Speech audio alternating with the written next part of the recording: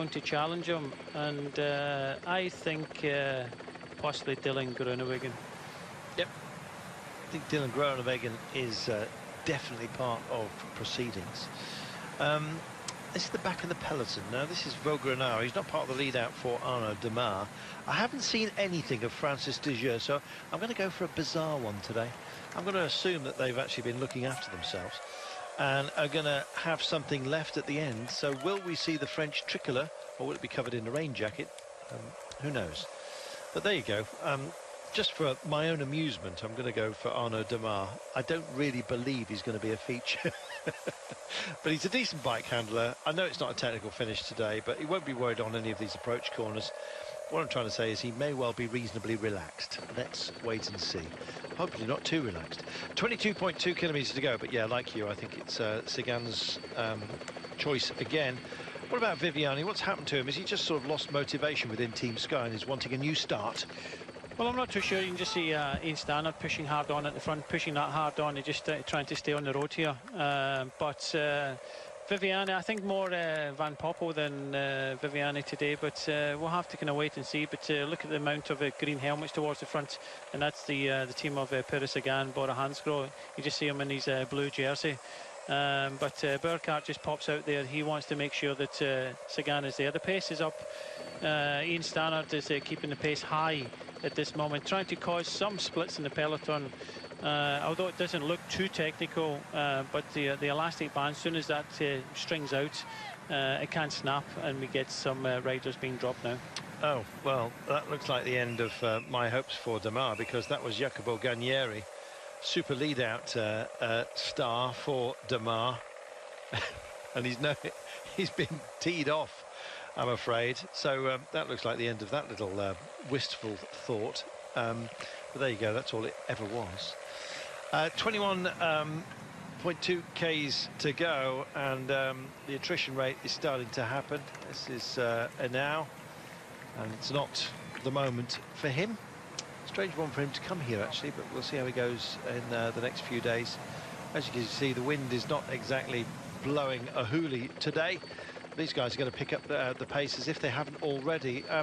The pace that's already been injected, Brian, is starting to take some prisoners. Yeah, it's Ian Stannard decided for Team Sky to come to the front. He's doing all the work, all the hard work at the front of the race. He knows this course. Everybody knows it, and it knows it can be fairly treacherous. So he's gone to the front, the easiest place to be. You know, you can see the road in front of him. I'm not saying it's he's having an easy time of it. You can just see him grimacing. But yeah, in these sort of conditions, you really want to be in the front. And with just over 20 kilometres to go, looks as if Team Sky want to try and kind of take control of this race and make sure that they are in this stage to win. Here's Peter Sagan. You can see him dead centre in the blue points leaders jersey. He's got German champion Markus Berger on his wing as we speak. Sky just rolling the changes through, and in fact they've got a reasonable amount of personnel up front. I haven't seen Viviani though, so I think it will be Danny Van Poppel today. There's your pick. Oh, there he is. See you, Arna. Said it was wistful. As soon as I saw Guarnieri go, I thought, well, that's the end of that one then.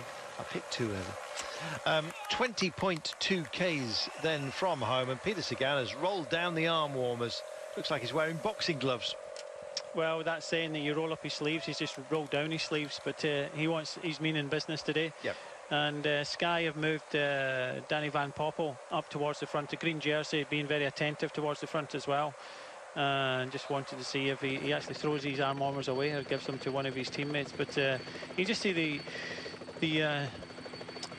tail of the peloton now all on one line. It's important to stay near the front. We say this pretty much every race, but in these conditions you have to stay near the front because you never know what's going to happen in front of you. But it does look as if AG2R with Jan Bakelands, Peter Sagan's team with Bora Hansgrohe, Sky, all kind of massing towards the front now.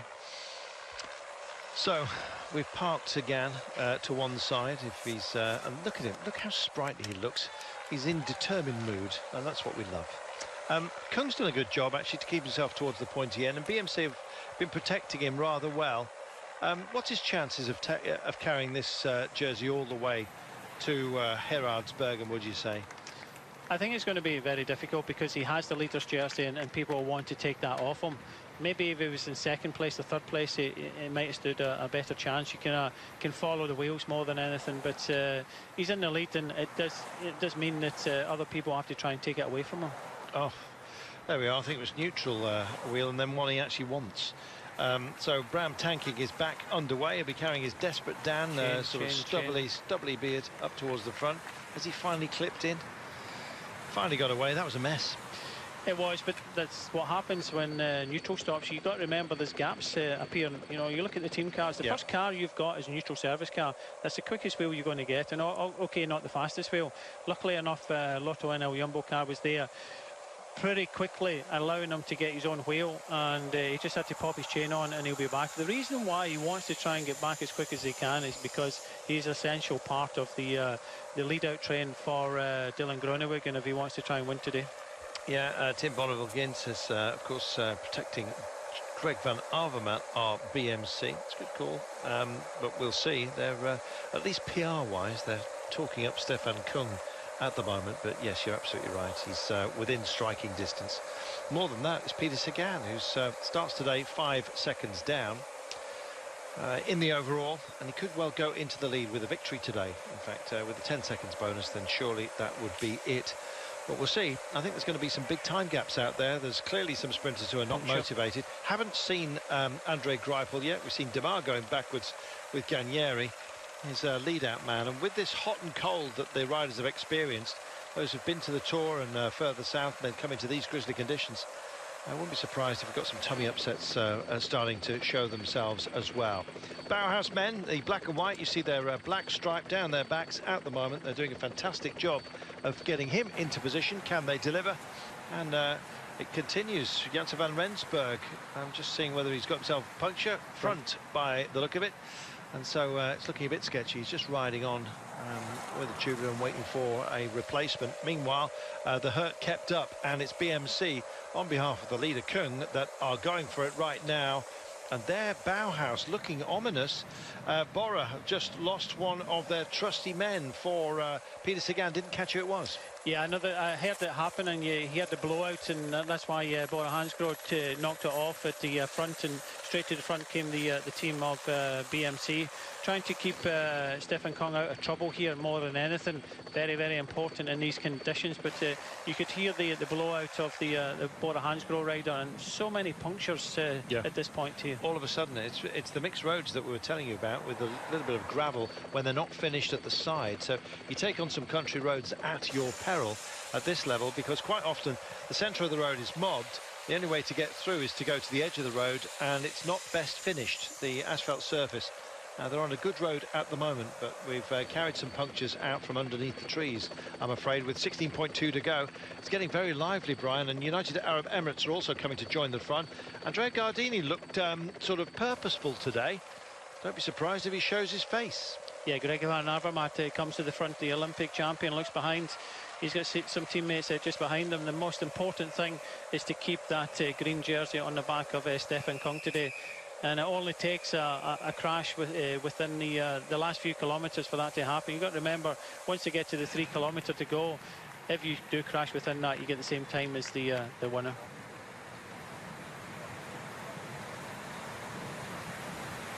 Broken side to the road here, country roads, and if you drift into the gravel, you're going to be in danger of getting yourself a puncture. Now, with the mixed surfaces that we've had here today, it's been reflected in quite a few punctures in the last sort of 5 minutes or so. They're working hard here. Lotto, likewise. I can't believe this will be for Greipel late on. Probably Jesper de Boist will be given a chance. They'll be thinking Chase Benoot for deeper into this race, I think, as well. 15.3 kilometres, another little bit of a rise, and look how messy this road surface is.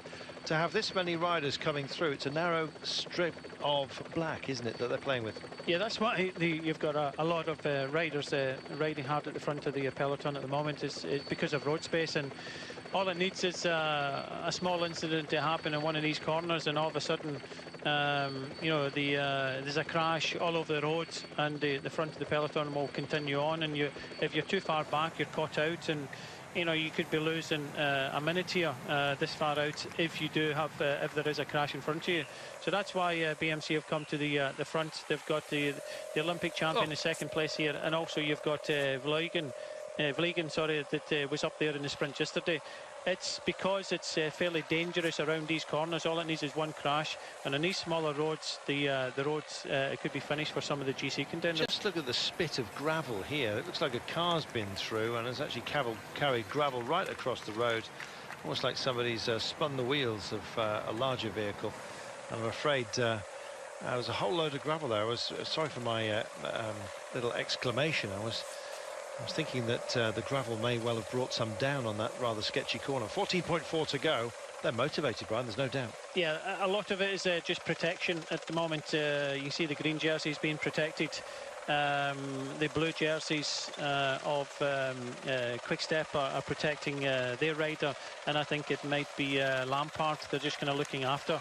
Can't see Kitto at all if he's going to be involved with this sprint today. So a lot of the teams, it's just a protection mode. It's still too far out, 14 kilometres to go. Start thinking about your sprinter. Your sprinter, like we've seen the last couple of sprints, really has to make his way towards the front and stay near the front as much as possible. But most of the teams are riding for their potential GC contender and keeping them right out of trouble.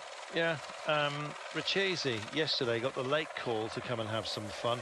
Just wondering whether he's going to now it's actually the battle plan for Quick Step Floors, just to give Massimiliano does some great work. Oh, and straight away Movistar pick it up. Now not an out-and-out sprinter here, but Dowsett knows how to set a tempo, and indeed we'll see who decides that this is a game worth playing at the moment. 2 off the front. Yeah, good effort there by Dowsett. It takes with him one to Group Gobert rider.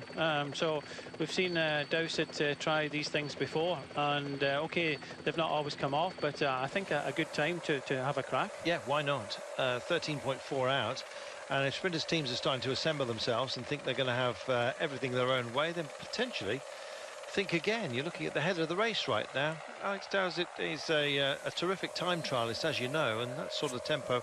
He's got some pace about him on occasion. In fact, they're almost crossing wheels. They're slow. They're so tightly reined together here. Well, they're giving this a proper dig with 13.1 from home. And setting the chase is Markus Burkhardt, the German champion, on behalf of Peter Sagan and the rest of Bora Hansgrohe. Getting back in here is Bram Tankink. We saw him waiting for the correct wheel. It looked like it's the right thing to do. He's got a teammate Lisa there who will come and say hi to in a few moments' time. But they'll be working for Dylan Groenewegen, and I think he's got a good chance today. Another of these 90-degree turns, and as you can see, 4 in, 4 wide in, and then 2 wide on the exit. And still with this pair up front, led by Alex Dowsett at the moment. Still haven't quite clocked who it is. A little bit further back, that's Postelberger, I'm afraid, who he was the one that had a technical a few moments ago, but he's back on his bike and indeed back in. Bora were given to waiting for him, which was interesting. I'm not sure Sagan needs the entire lead-out train, but he wants his teammates around him. These guys still keep it going with 12.3 kilometres to go. I don't think they've got a hope, but it was a nice little try, a little foil. Strange things have happened though, Brian. Yeah, it's the best place to be now. The New Zealander Dean Smith, that it went with Alex Dowsett, and the two of them working well together. Dean Smith could possibly get a top 10 in the sprint finish today, a good sprinter, but decided to follow Alex Dowsett's wheel. And Burkhardt came to the front because he showed respect for Alex Dowsett. Everybody knows that he's very capable of going long on a stage like today, but a good effort here from both these riders. Not too sure they'll be able to hang on, but like we're saying already, with the rain coming down these slippery corners, anything could happen in the run into the finish, and that's why it's very important to look after your GC contender. A lot of them aren't too interested in the sprint for the time being. They're more so interested in keeping their potential GC contender safe, because if there's a crash happens in, say, this roundabout here, the GC hopes of some of the riders could be gone. They could indeed, and with the rain, as you quite rightly point out, now being a factor, anybody, well, it could be anyone from themselves. Let's have a look here. Well, they spear it right and left. It's almost equidistant both sides, and thankfully the main body of the chasing peloton are through cleanly. Good work. Likewise for this pairing up front. Yeah, they are. 11.2. It's probably now, I would imagine, going to be registered as a gap. What do you think, about 10, 12 seconds as it stands? With 11.1, the sort of pace that Dowsett can set has got to be matched by those behind, and they're busy trying to get themselves into colour order. Bauhaus's black and white boys are there. United Arab Emirates with their red helmets. But the thing is, nobody's taking it up. No, everybody's looking after their GC contender. The sprinters teams are trying to come towards the front, and Dowsett and Dean Smith are extending their lead ever so slightly now. 16 seconds, and Alex Dowsett got a bit between his teeth now. He knows he's got an opportunity here, and it's up to the riders behind. The Trek Segafredo, are they going to try and ride this back, or are they just playing safe? Well, they've hidden for much of the day. They'll be working for Edward Toons, no doubt about that. Andrea Greipel finding himself out the back at the moment, having had his fun out there. I'm still don't know what he was actually up to. Vakoc from Quickstep, not that far ahead of him, but Greipel, busy day today for him. It's getting busier for this pairing. Dean Smith, the Kiwi, sharing duties with Alex Dowsett, who then puts the hands, as you can see, in that familiar style of his. He's really got his head down with 10 Ks to go. It's 18 seconds. They can't afford to give them too much of a rein here. No, they can't at all. Quality pairing in front, and you know, Alex will try and go the whole way here. He's in time trial mode at the moment. He's got some help. Sometime he finds himself in the situation where he's on his own, but it's Trek Segafredo on the red with Pedersen, the Danish champion, coming towards the front to try and help out, but still it's not full gas. They're kind of spread across the road. Nobody wants to really take this on. Well, they may well all be staring themselves into the abyss at the moment. It's 22 seconds now, and second by second, or metre by metre, they seem to be extending it out front. This is a very good push by Smith, and indeed Dowsett. Oh, look at this, good tempo. They're not hanging about. They mean this. 9.4 kilometres then. Let's talk about the run-in. From about 6 Ks out, we approach a gentle turn to the left, a gentle turn to the right, which brings us to 5 Ks, and then the road swoops round in a sort of a very flat banana, if that makes sense. That brings us to 4 Ks, and that's when it starts to get technical. We've got some rises and some big turns. One, the big turn after 4, big turn at 3.7, big turn at 3.5, big turn at 3. So that's the major turns, 1, 2, 3, 4, around about the 90-degree mark, each of them, but it's big highway, a bit like this, so you can choose some lines through. Then there's another turn, 90-degree-ish, at 2 Ks remaining, and around about 1,400 metres, there's a roundabout that you have to take a quarter of. So that suggests a sort of a roundabout hairpin, does it not? It's kind of, when you're dealing with a roundabout and taking just a quarter of it, it's a slightly technical, but once that's unwound, it's more or less straight to the line. So with about 1,300 metres, something like that, they will have a straight look, despite the fact that it does rise and fall ever so gently. Well, alarm bells are going off in 24 seconds, no surprise, with 8.4 kilometres to go, and the chase is on here. Yeah, this is De Vries just coming up for the second Primus checkpoint, so he wants to take some points here. 2 points, you know, 2 riders taking the points up already, but De Vries wants to take some points in that competition, and he takes third. But at 18 seconds, you've got to remember, Alex Dowsett started the day at 18 seconds down on the general classification. Check this out. This is Markus Berger, German champion, with Peter Sagan on his wheel, and that's all that's left, essentially, for Peter Sagan at the moment. It's possibly all he wants with 8 to go. Meanwhile, out front, still plying their trade, and they've still got 21 seconds. Can they hold this gap? They're doing a great job of it. They save their energies. Little shake of the head there from Dowsett. Doesn't want to come through. Yeah, he's you know, they're speaking to each other, but Dowsett now pretty much virtually the leader on the road, courtesy of, or just as I say that, it goes down to 17 seconds, but they're trying hard. Dean Smith is with them, and you know, normally we see Dowsett do these things on his own. He has got some company. He will go as far into this towards the line as much as possible, but it's who wants to commit now to try and bring them back, and Dowsett and Dean Smith will be difficult to bring back. Well, the biggest commitment is coming from Markus Berger at the moment, the German champion, working for his teammate Peter Sagan, who's in the blue jersey, the points leaders jersey. He may well swap it for green today, but he's got to win in order to do it, because the green jersey itself, on the back of Stefan Kung for BMC, is within this group right now. A lot of options for Orica Scott. I think it's Magnus Cort Nielsen for them, with Roger Kluger possibly being a default option for them as well. In fact, the men from down under Orica Scott are in a great place, and it could be the big Dane that they work for today. 15 seconds. Well, again, this is that gentle curve that I was telling you about, that curves to the left in the trees, the woodland. And when you've got this much road to play with, then they are still within sight, even on the curve.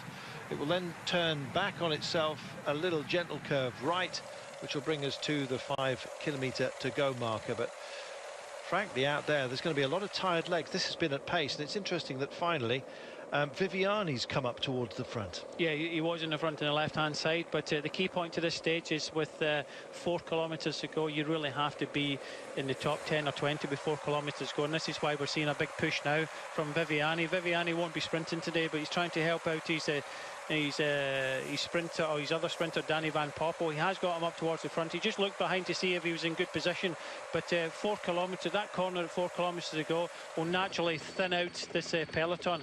A few tricky corners to the 1500 metre to go, and then it's pretty much directly all the way in. But you don't want to get caught up in any crashes, because people will be taking some risks. Yeah, they will. Incredible pace at the moment. You saw what Viviani was doing, and I'm afraid it's paid for these guys. 8 seconds, and in fact that margin is now out. So Alex Dowsett and Dion Smith, good work by them. Combativity award, by the way, here is on kilometres in the break. It's not down to some jury. Thomas de Gendt would wish that that had been the case during the Tour de France, where he was rather unkindly denied the combativity award after being in much of the breaks for much of the race. And in fact it went to Warren Barguil, the man who'd already won the King of the Mountains jersey. So I thought that was rather unfair. So did Thomas de Gendt, who threatened not to race on the last day. Briefly, before his team said, come on, pick yourself up. But yeah, it seemed unjust, that. An injustice. 5.3 kilometres then, and we're, what, 1,300 metres from that crucial turn that they're going to start to make, and Dowsett and Smith still out there. Everyone else just getting themselves ready for the big assault, and that's precisely what we're going to have. What about Koen Vilmelfort for Roompot? They're getting their tangerine bodies up and into position on the left-hand side of your screen, right-hand side of the road, embedded in along with BMC and Trek Segafredo. Will look much of a muchness here, especially when you look back through what looks like a gel filter. But it's basically the fact that it's so grisly today. Peter Sagan's in a good place. And in fact, right now, he's dispensed with Burkhardt, and he's just embedded within the realms of just about everybody else. Going to put out the call all together in a short while, and then we're going to see potentially somebody else just roll through and have a dig. But it looks like the Sprinters' day again, Brian. Yeah, Ben Swift coming up in the left-hand side, first one to pass Dowsett. Greipel comes up doing some good teamwork here. A lot of it is just about positioning at the moment. They know that this crucial corner coming up, and the points race leader is coming up to this crucial point here, this roundabout. Yeah, indeed. So this is that big turn. Best to be on the left-hand side. That's where Peter Sagan is. He sails through rather nicely in the unfamiliar blue jersey that he is wearing, which is of points leader, and they're starting to mix it up, and we love this. 3.9 kilometres to go. This looks like Lampere has decided that he's going to just shake a stick at everyone, but gives up on it right now. It's because there's another corner, so eases off the gas. He'll get the best break out of it, and he lays on the pace almost immediately out of it. Clever riding there. Yves Lampere for Quick Step Floors. He's 7th overall. He's only 12 seconds adrift. Would like a few more right here. Thank you very much. 3.5 to go then. We told you about these turns, and here is yet another one, and this I think is one of the most vicious that they're dealing with right now. Look at how deep they are. Some dive bombing as well as Lotto Jumbo themselves getting themselves out of shape. Suddenly alarm bells going off for Lotto Jumbo. Groenewegen knows he's not where he needs to be, and in fact if this pace continues he's going to be way out of contention. They've got work to do to get back into this with 3.2 remaining. You can just see Lampard, he's trying hard, and the rider from Astana was trying to chase him down, but he can't quite get to him. But Stefan Kung decides to go on the left-hand side. He realises this is a danger point of the race. He wants to stay as near to the front as possible, and why not go on to the front? Yeah, at 3Ks, this is another of these 90-degree turns. So he does. He engages the chase, essentially, sails through that. There are 2 more corners, essentially, for them to take. The road does waver just a little bit. Here's the first phase of that. Wavers to the right. It'll come back to the left for the 2K to go marker. And then we've got a short 400 metres before we get to that roundabout. And once that's unwound, it's straight to the line, although it does pick up and descend the road ever so gently. Nothing gentle about this man's efforts right now, and Yves Lampaert has buried himself. This is the sort of thing that Ilio Kaiser was given to doing a couple of years ago. Lampaert it is that's gone with 2.4 to go, and he's got a good gap here. Now, this is going to require a chase, and I don't think the sprinters want this at all. Andre Greipel shooting the breeze, having a little vignette with Marcus Burghardt, and Lampert's still gone. I think he might make this stick, you know, with 2.1 to go. Let's have a look. He's going to be out of sight here. Watch him accelerate over the white paint, and away he goes. He's burning himself out here. 2 remaining. Yeah, you can just see another attack off the front from Lotto Soudal, but Lampaert has done this before. You can remember Eduardo Flandern earlier this year, but Lampaert started the day only 12 seconds down on the general classification, and that's why Stefan Kung was animated about coming to the front, and he was calling into his radio for a little bit of support. But one rider from Lotto Soudal just slightly off the front as we start coming up to this roundabout. We'll sweep round to the right-hand side, and then it's pretty much plain sailing all the way to the finishing line. It could be a remarkable move by Yves Lampaert. All credit to him. He's been brave enough to take it on. It's been a crazy day today, and there's Marcel Kittel adding to the question marks that are hovering over so many of the quick men. This man's fastest of all at the moment, at least here, and Yves Lampaert is, well, can he possibly make this stick? I think he might. It's going to be a very, very late catch for the 26-year-old if he does get there. As you quite say, West Flandern a couple of years ago went his way, and the Trois d'Or this time by as well. The crossing of Flanders. Well, let's see how he manages. It's hard to do on your own, especially when you've got this kind of firepower behind you, but it's misfiring at the moment as he heads towards the Flamme Rouge. But it needs organisation behind, and who's going to try and bring Yves Lampaert back? Strong rider, and that's the tactic of Quick Step today. You can just see them snaking across the front of the peloton. Nobody really wants to take it on because of the technical nature of the last few kilometres there. There's the teams are in all over the place, and it needs a bit of coordination, and there's absolutely no coordination at the moment. If they don't get it together, then Lampaert could be stealing the stage and possibly stealing the lead. I think it may well be exactly that, because he's got something of a gap at the moment. Here we go then. He's the hare, and the hounds are after him. If it's going to be a take, it's going to be at the last 10 metres, and all of a sudden they're realising alarm bells are going off. Lotto Soudal is here. This is for Jesper de Boist, dead centre as well. Working for Magnus Cort Nielsen is Orica. There you see as well Van Poppel's also in the mix, but buried at the moment. Where is Peter Sagan, we're asking ourselves. Bauhaus is coming up as well. They're mobbed across the road. I'm afraid it's all over. Francis de Jeux are getting re-engaged here. It's going to be Ganieri has a dig for them, but in the end, Trek Segafredo make it count. Edward Turns and had a go yesterday, and today he makes it his own. Yeah, messy sprint in the end, but we said this every sprint of the BinckBank Tour, and Trek Segafredo got it right this time, and a magnificent win there for Ted Toynes, and you know, you can just see how happy he is with that. Sagan was on the right-hand side, but I think he was blocked out to this one, because it was all about numbers getting organised when we come on to the main road with 1,500 metres to go. I thought Lampaert done a terrific job there. He just didn't have the legs in the last 200 metres, but Trek Segafredo had it right there. In this slight uphill finish, he came through, and I think he beats Kukeler to the line. Sagan, I think, was in 4th place, if I can see the points jersey. Just a little bit too much to do in the end. Yeah, it was Kump for the United Arab Emirates that was in the frame, by the way, towards the end. Is the Greipel group right now. Guerrero buried in there as well. As you can see, Simon Gerrans for Orica Scott coming across the line. Well, Edward Turns. He did a turn today, did he not? And that was a terrific piece of timing by the man from Trek. Said they were keeping quiet today, so it's proved. They led a lot of the chase yesterday. Today they saved their energies and delivered it with Ted.